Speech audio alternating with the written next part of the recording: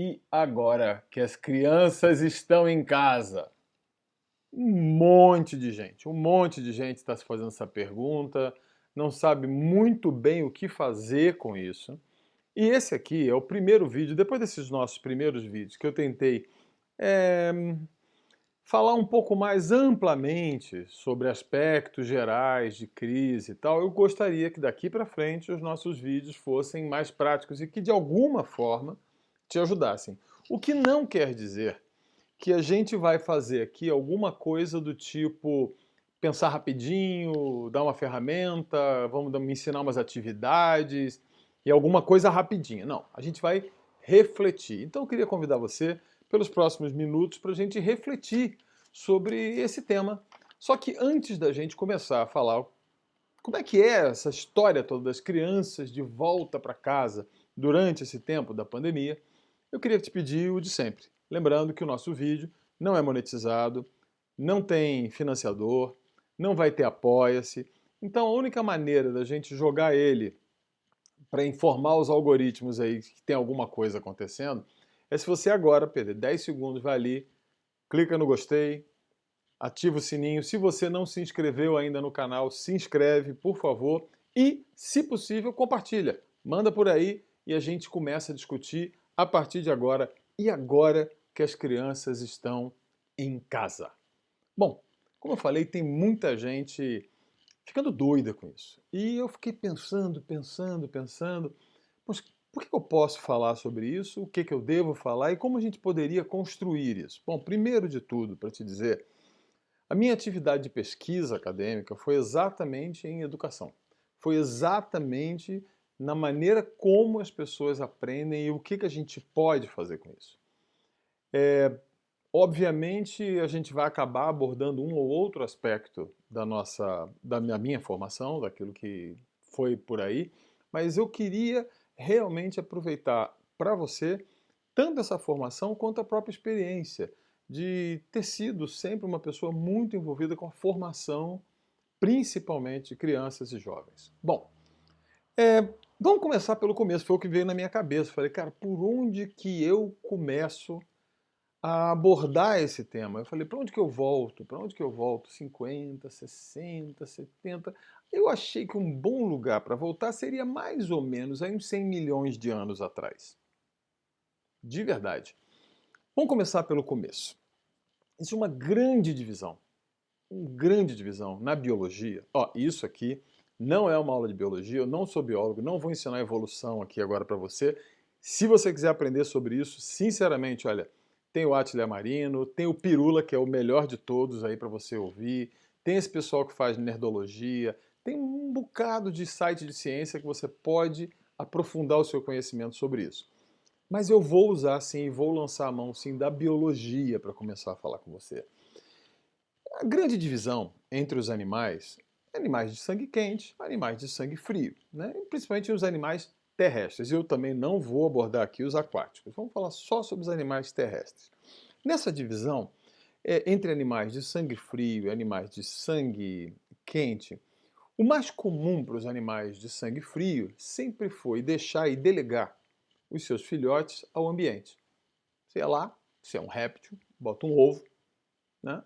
E aí a temperatura, a profundidade do seu ovo, e muito pouco cuidado é dado. Você monta o ninho, larga lá, a sorte ao ambiente, e quando termina o tempo de incubação daquele ovo, o que sai dali de dentro é basicamente uma cópia do animal adulto, totalmente pronto. Se você tiver dúvida, pega um filhotinho de jararaca para você ver se ele já não é uma jararaquinha, né? Os répteis, com exceção de algumas coisas que têm sido achadas arqueológicas, de alguns dinossauros que demonstram que tinham algum início de cuidado com os filhotes, e alguns crocodilianos, né? No geral, se você pensar numa tartaruga, se você pensar numa cobra, os répteis em geral, os filhotes são deixados aos cuidados do ambiente e aos cuidados da sua própria programação genética. Os animais de sangue quente, a partir das aves e os mamíferos, a gente começou a aumentar o tempo de cuidado com os filhotes. Isso porque, à medida que a gente vai complexificando e sofisticando dentro dessa árvore da evolução, a gente foi precisando fazer com que o nosso filhote fosse mais cuidado. Ele nasceu cada vez um pouco mais prematuro, dependendo de um pouco mais de cuidado, e já nas aves você vai começar a ver que alguma forma de aprendizagem, alguma forma de ensino já ia sendo dado ali pelas árvores. Se você nunca teve a oportunidade, por exemplo, de ver uma galinha ensinando o pintinho no primeiro, no segundo dia como é que cisca, é muito bonitinho, é muito legal. Bom, isso aí acontece e em grande parte o ambiente continuou cuidando desses animais de sangue quente, mas na medida que isso foi caminhando para os mamíferos, mais tempo passou a ser dedicado ao filhote, não só no que diz respeito à amamentação, mas esse tempo que ele passa com os pais, inicialmente, depois com o grupo, com o bando, e ele vai tendo um tempo de aprendizagem que o permite funcionar como um mamífero. E a grande característica do mamífero, que eu queria chamar a atenção aqui, é que o mamífero aprende por imitação. Ele vai sendo cada vez menos dependente do instinto, cada vez menos dependente da programação genética, cada vez mais dependente da aprendizagem.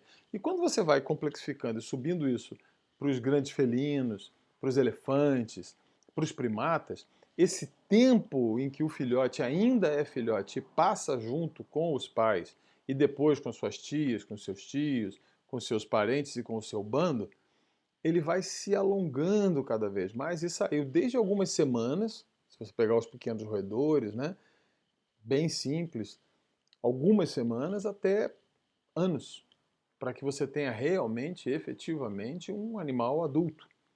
Bom, esse tempo passado, ele foi fundamental para que a gente tivesse sucesso. E à medida que a gente foi sofisticando a nossa capacidade cognitiva, social e emocional, a nossa capacidade motora, a nossa capacidade neurológica de estar pronto mais cedo também foi diminuindo. A gente foi aumentando a necessidade de tempo que a gente precisa estar uns com os outros para aprender. Porque a gente precisa ganhar experiência, a gente precisa ser eficiente naquilo que a gente vai precisar como ferramenta para ser adulto. De todos os animais, nenhum se sofisticou tanto quanto o ser humano. O ser humano, pelo menos quanto o uso e a expansão da capacidade cerebral, ele é o mais sofisticado dos animais. Bom, e isso, enquanto filhote de alguns mamíferos, por exemplo, se você pegar uma gazela, ela nasce e em poucas horas ela tem que estar apta para já dar uma corridinha, e em poucos dias ela já está correndo, ela já está muito pronta. E ela vai aprender direto com o bando, ela já vai estar muito pronta. Só que, se há de convir, a capacidade cognitiva e a expansão do cérebro de uma gazela não é exatamente tão sofisticada quanto a de um ser humano. Bom, para que a gente pudesse superar psíquica e socialmente as nossas programações genéticas e instintivas, o nosso filhote ele passou a nascer muito prematuro, e esse é um preço para que a gente ficasse em pé, né, para a gente poder olhar de cima, para a gente poder ter vantagem. Então, nosso filhote, o osso da bacia da mulher teve que estreitar, para isso o filhote teve que ser menor, a nossa cabeça também cresceu para caber um cérebro maior, e o filhote nasceu bem prematurinho, passou a nascer bem. Se você tiver dúvida, compara a sua gravidez com a gravidez de um elefante, que você vai ver o que é que eu estou falando. Então, essa sofisticação fez com que o nosso filhote nascesse mais dependente e que demorasse mais para ficar pronto. E o nosso filhote fica pronto em cerca de 12 anos. 12 anos. Imagina um antílope, um leão, qualquer animal que precisasse 12 anos para que o filhote chegasse à idade reprodutiva, né? Com isso, os fortes laços de cooperação, os fortes laços de altruísmo, de proteção, foram se sofisticando também na nossa espécie. E a gente foi dedicando muito, muito, muito tempo para que os filhotes estivessem bem capacitados. Essa relação longa e duradoura foi determinante para o nosso sucesso como espécie. Se você tiver dúvida, foi exatamente isso que fez com que a gente, como eu sempre digo, nós não temos garra, nós não temos cauda pêncil, nós não temos um pelo que nos proteja, nossos olhos não enxergam bem no escuro, nossos dentes são fracos, nosso olfato não é bom, e nós, como grupo, conseguimos sofisticadamente ser a presença mais importante no planeta. E conseguimos, inclusive, nem sempre para o nosso próprio sucesso, eliminar outros competidores, né, dessa dinâmica da vida. Né? A gente venceu o tigre dente de sabre, a gente venceu a megafauna todinha de 12 mil anos atrás, nós liquidamos com toda ela. Nós acabamos, eu não estou dizendo que isso é bom nem ruim, eu estou dizendo que é um fato, tá bom? Vamos lá, continua comigo. Bom, isso tudo implicou em ensino e aprendizagem, e esse ensino e aprendizagem durante esses formativos 12, 13, 14 anos, sempre foi feito no ambiente, primeiramente, né, o ambiente mais próximo da mãe, né, por causa da amamentação, por causa dos cuidados iniciais, depois dos pais, da casa, do grupo ao redor e da comunidade. E a gente poderia dizer, se a gente pudesse falar, sempre foi uma atividade da casa, do oikos, né, e da paróquia, né, do entorno imediato. E isso foi fazendo com que a gente pudesse chegar até o ponto ali do início da Idade Moderna. E a gente foi andando, caminhando pelo mundo, chegando a lugares mais distantes, até que, e eu vou dar um pulo com você, no século XVII aparece um cavalheiro chamado Comênius. Se você quiser depois, escreve lá, C-O-M-E-N-U-S, né? Se você quiser em português. Comênius, ele é um homem que nasce no finzinho do século XVI, 1598. Se eu não estou errado, depois eu vejo. Se for a data, depois eu corrijo. Acho que é 28 de março de 1598. Eu sou danado de bom com data, mas eu sou terrível com nome. Podia ter esquecido o nome do Comênius, né? As meninas estão aqui comigo me ouvindo, podia ler. Ah, o Comênius ia chamar ele de qualquer coisa. O Comênius, ele é um camarada que tem a sua vida ligada ao século XVII e ele é o responsável por criar aquilo que a gente chama de escola e didática modernas. Não, a escola não sempre existiu. A escola não esteve sempre disponível.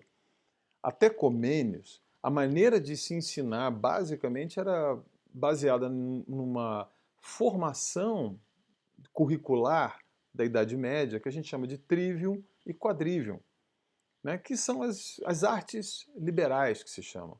Né, aquelas artes que capacitavam você, fundamentalmente, isso está ligado à antiguidade clássica, até Comênios, tudo era feito em cima do trivium e do quadrivium, que tinham por finalidade gerar um homem ou uma mulher, né, normalmente um homem, você sabe, com uma sociedade bem mais machista, mas não se restringia ao homem, mas um homem ou uma mulher livre, um ser humano livre. E quais eram esse trivium e quadrivium? O trivium era basicamente a retórica, a lógica e a gramática. Esse é o trivium. Isso são as artes liberais que te davam a base para você poder fazer todo o resto. E o quadrivium, que é a música, a matemática, a geometria e a astronomia. Fico pensando aqui, a Camila e a Giovana estão aqui comigo, vocês adorariam estudar, né? Um currículo desse, legal, bacana, interessante. Bom, isso era basicamente, para você ter uma ideia, aquilo que as escolas jesuíticas faziam. Né? Baseavam todo o seu ensino em cima do trivium e do quadrivium. Essas artes liberais geravam seres humanos, normalmente homens, como eu falei, livres, e que abriam as portas para aquilo que a gente chamava de estudos superiores. E os estudos superiores, naquilo que a gente convencionou chamar de universidade, surgem na Idade Média para o ensino da medicina, do direito e da teologia, que por sua vez vão ser as mães de todas as demais ciências. Né? A partir desses estudos, né, da medicina, da teologia e do direito, é que se desenvolviam os estudos chamados assim superiores. E isso acompanhado, logicamente, dos estudos de astronomia, de física, mas fundamentalmente era isso, até Comênios. Bom, por que Comênios tem essa ideia de fazer uma escola, de criar esse ambiente? O Comênios é um camarada que ele é um homem do seu tempo. E o que ele vê acontecer? Isso aqui é minha colinha. Eu não falo assim se é uma colinha, não, tá? Comênios, ele cria, ele observa, na verdade, o que está acontecendo no seu tempo. E em que tempo ele vive? Ele vive no tempo que é a passagem, né, daquela produção artesanal, daquela coisa da relação mestre-aprendiz dentro de uma oficina, de uma produção lenta e cuidadosa para a manufatura E ele vive no século que vai fazer a explosão da manufatura e o início daquilo que a gente chama de a fábrica. E ele começa a ver que aquele artesão que antes fazia um sapato, agora tem uma manufatura, né? E tem uma pequena fábrica onde ele consegue produzir 100 sapatos. Bom, ele falou, por que eu não faço então uma manufatura de gente? E o Comênios inventou basicamente, se você quer saber, uma didática. Ele falou assim, olha, para isso eu preciso escolher um tudo. Então aqui está tudo que você precisa saber. De A a Z, ele escreveu um livro chamado Didática Magna. Se você procurar na internet, você é capaz de achar um PDF com facsímile da Didática Magna. Ele cria a Didática Magna e ele cria um jeito de ensinar tudo a todos ao mesmo tempo. Ele cria uma pequena manufatura de gente. Sabe como é que é o modelo? Um monte de carteira, um professor na frente e um quadro atrás. O que já torna trágico você perceber que do século XVII até hoje, a escola fundamentalmente é a mesma coisa.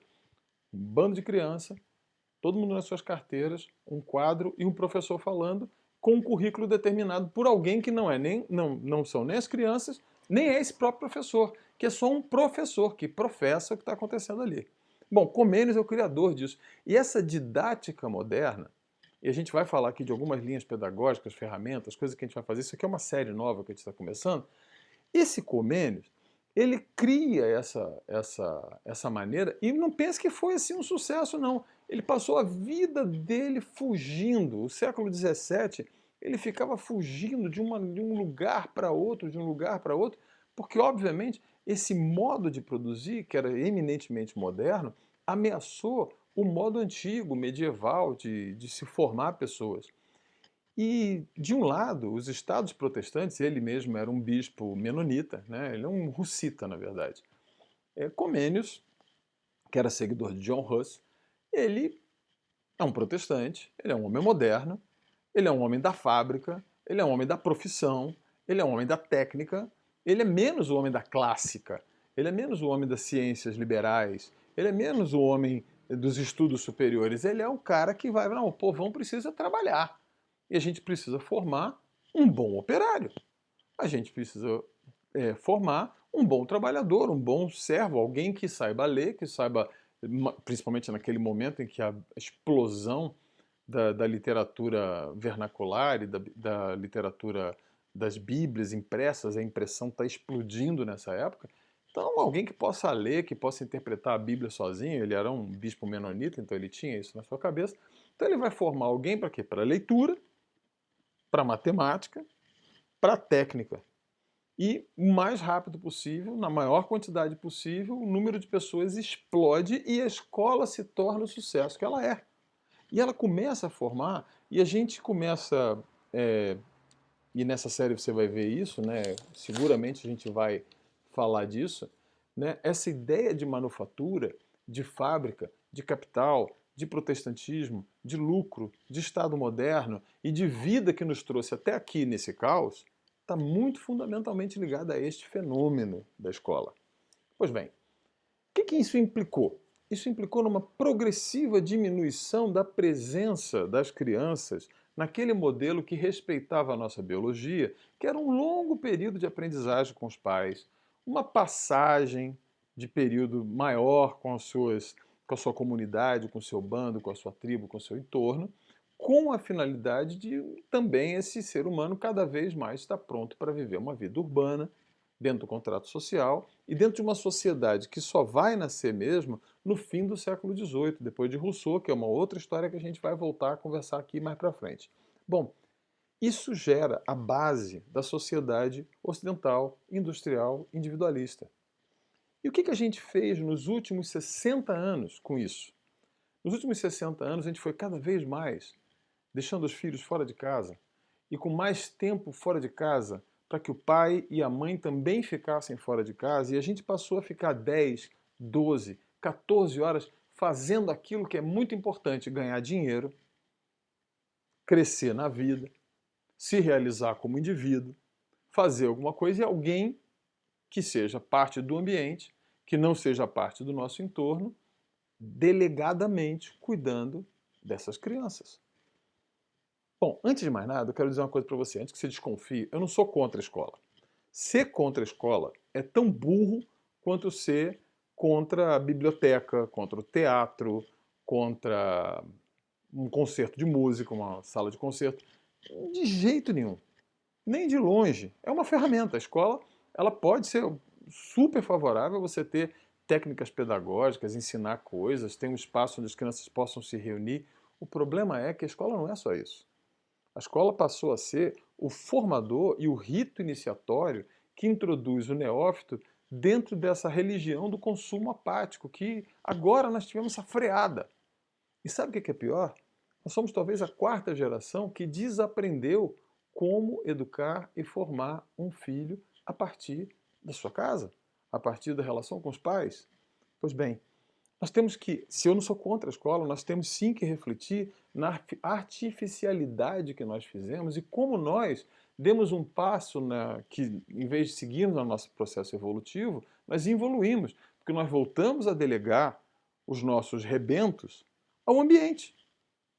A gente passou a querer que essa escola, inclusive, ensine para ele moral, bons costumes, educação, educação para o trânsito, educação sexual. A gente quer... Coitado do professor, ele tem que ensinar matemática, português, história, geografia, não sei o quê, mas ele tem que escrever, ensinar participação política, ele tem que ensinar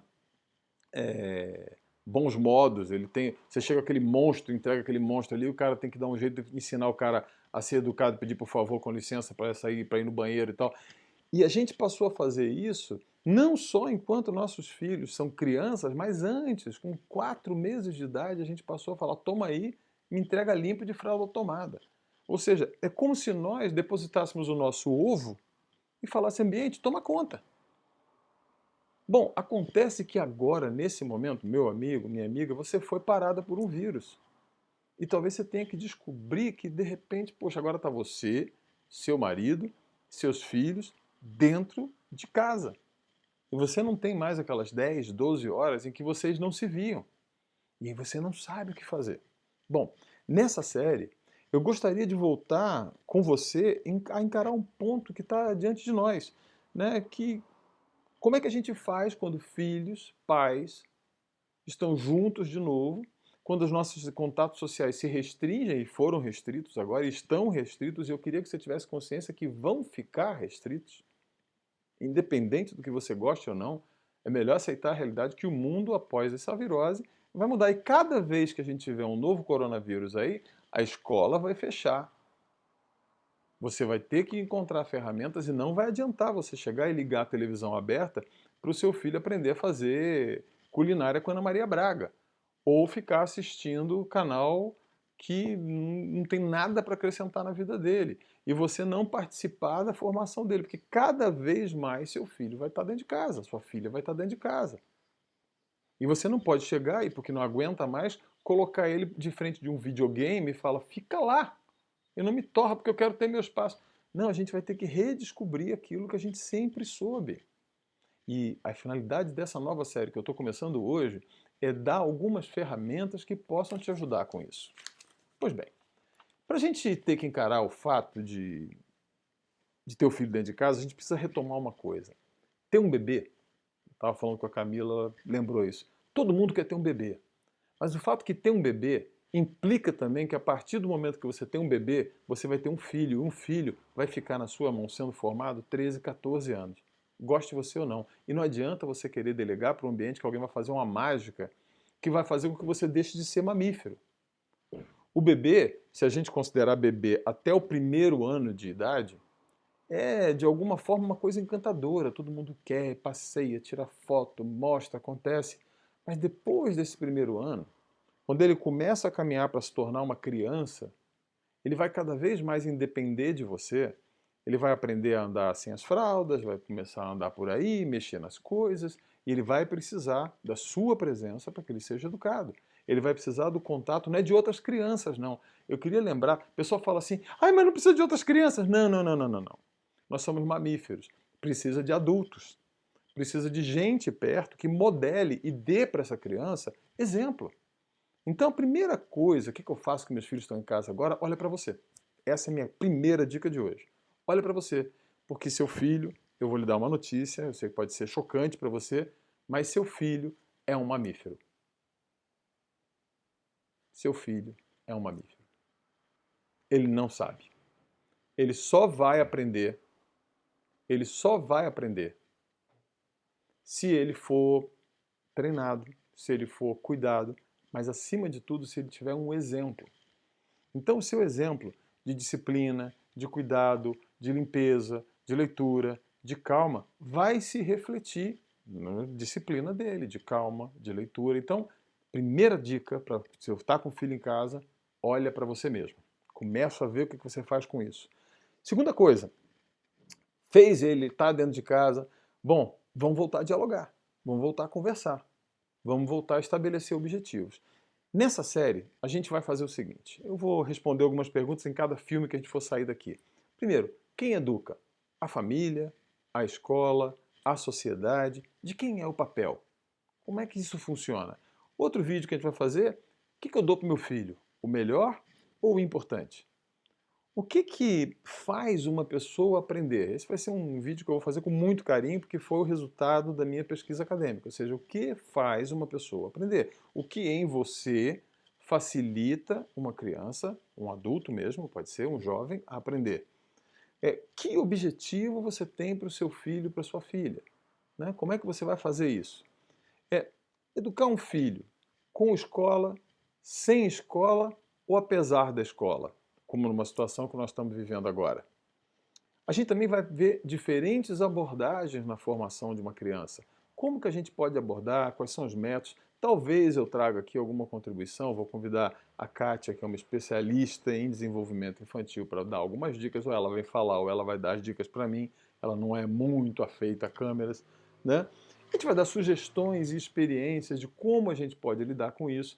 E eu queria convidar você, então, a estar com a gente nessa série, encarando de frente de novo. Não vai ter mágica, vai ser cada vídeo uma chamada para você refletir. E nessa conversa aqui de hoje, o que eu fiz? Eu lancei para você uma série de ideias. Volta atrás no vídeo, ouça de novo, faça perguntas, deixe no seu comentário, comece a refletir, verifique se os dados que eu falei batem ou não batem. Se você achar alguma coisa que não bate, faça pergunta, faça comentário. Eu não estou aqui impondo um jeito, estou querendo sentar com você e falar o que a gente faz agora que meus filhos estão de volta em casa.